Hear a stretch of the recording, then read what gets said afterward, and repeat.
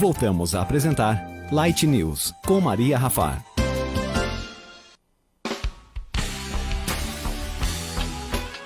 7h19, e ele está observando tudo o que acontece no estúdio, porque está via Zoom comigo. Gilberto Nhoato, antropólogo, psicólogo, professor universitário, autor de livros, palestrante, desprovido, capilar, mas mesmo assim muito bonito. Gilberto Nhoato, bom dia. Bom dia, Maria. Hoje o estúdio está movimentado, né? Tem até extraterrenos aí dentro.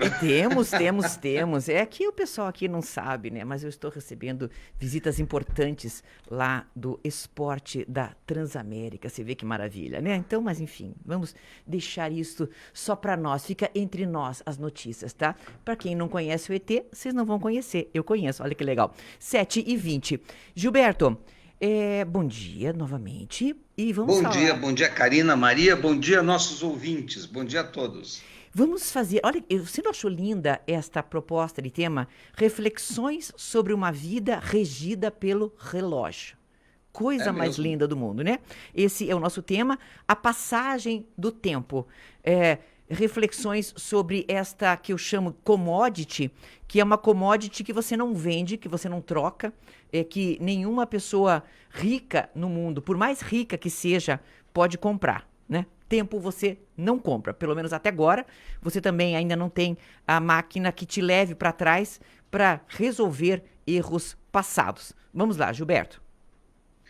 Olha, o tempo nos persegue de uma forma extremamente angustiante, e a cada tempo mais ainda aumenta essa perseguição do relógio em nossas vidas, a partir do século XIX. Só para situar o ouvinte, que até o final do século XVIII, tudo que o ser humano fazia, ele fazia com a força animal, com a tração animal e com a força da física humana. Carregar toneladas de pedras, árvores, material para construção, etc. Tudo era feito com a tração animal humana.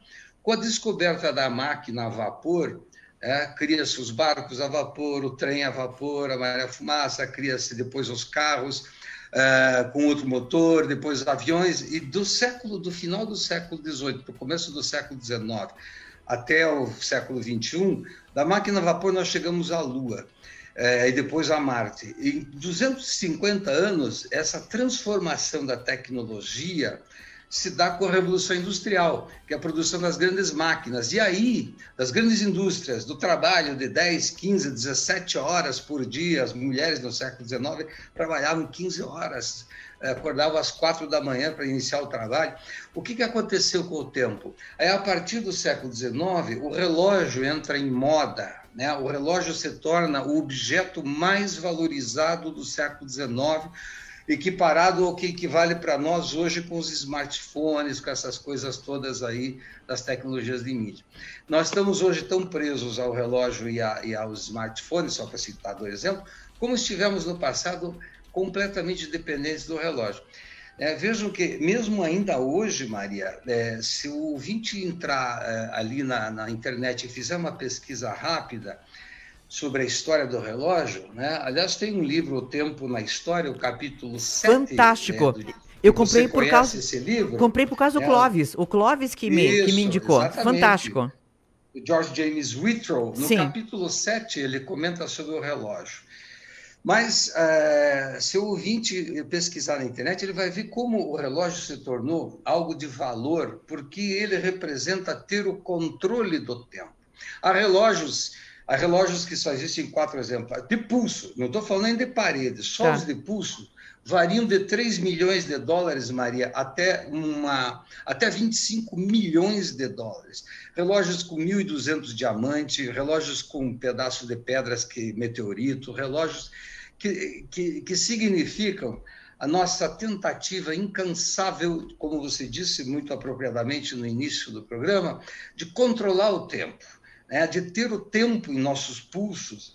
E o relógio, então, se torna um elemento da moda no século XIX e hoje um elemento de poder, né? Ninguém tem o relógio, mais menos para ver horas, mas ele está aí presente em nossas vidas, no tic-tac do reloginho de pulso, como no tinir do martelo no sino do campanário da igreja, que de hora em hora, como disse a ouvinte ontem, Maria, uma ouvinte, Karina Flor, ela levantou essa questão, ela disse, nossa, do lado da minha casa tem uma igreja que fica bem, bem... Sim.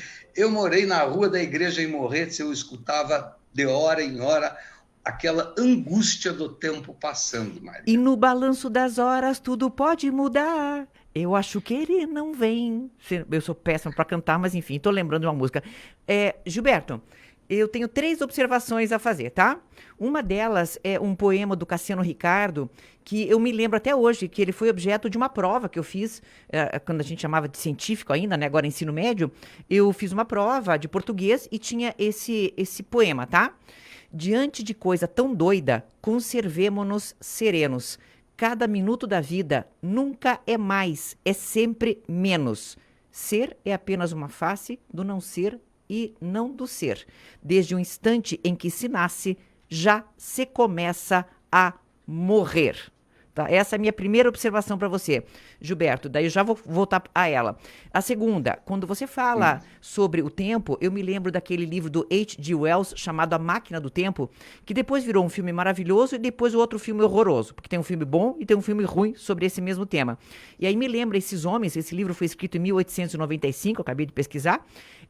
Esse livro é exatamente o retrato daquela época em que os intelectuais, aquelas sociedades científicas, buscavam, inclusive, eles eram tão, digamos, amantes do relógio, que buscava-se, inclusive, uma forma de você poder viajar no tempo, né? Foi quando se estabeleceu como tema de pesquisa a viagem no tempo. E quando você falou de relógios caros, eu sei que você gosta também de relógio, você conhece a Jacob Company? Jacob Company? Você não conhece? Ah, Gilberto, então eu vou te mandar, tá?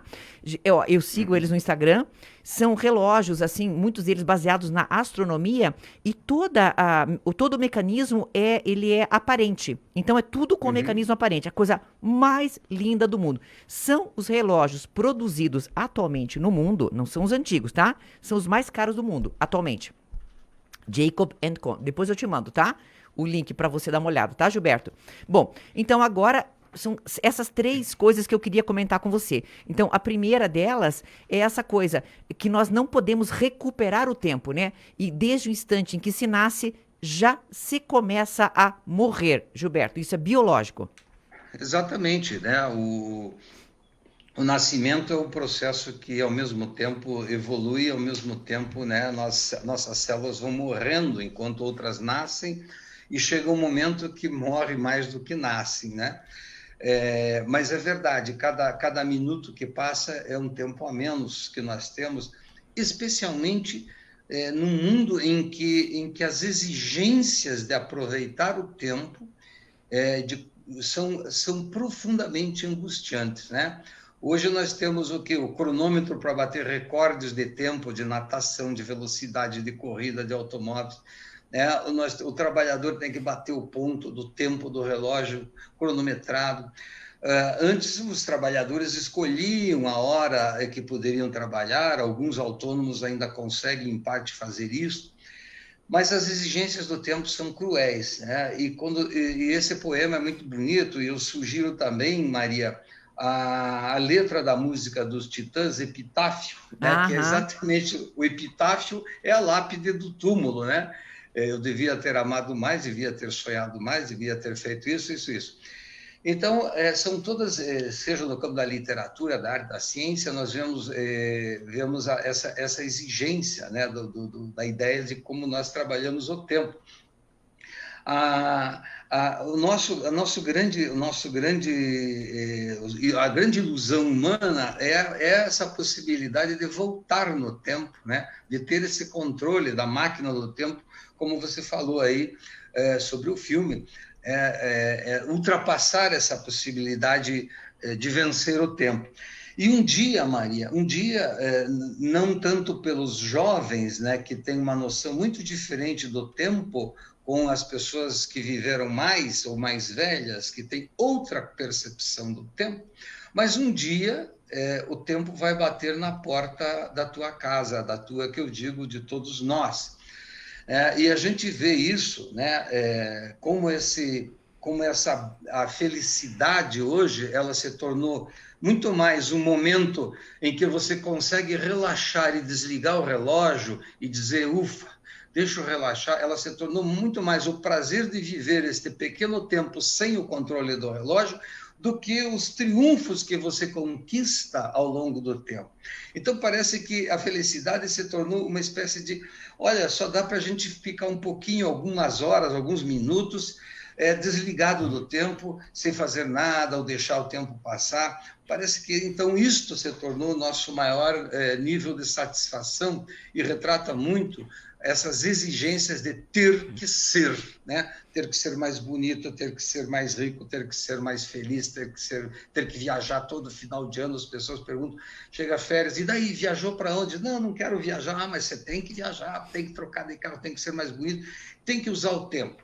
E a angústia do tempo nos bate lá no consultório, onde você e eu atendemos, né, pessoas que chegam lá e dizem exatamente isso. Meu Deus, eu tenho 40 anos, que é uma data muito significativa, especialmente para as mulheres, e 50 para os homens, né?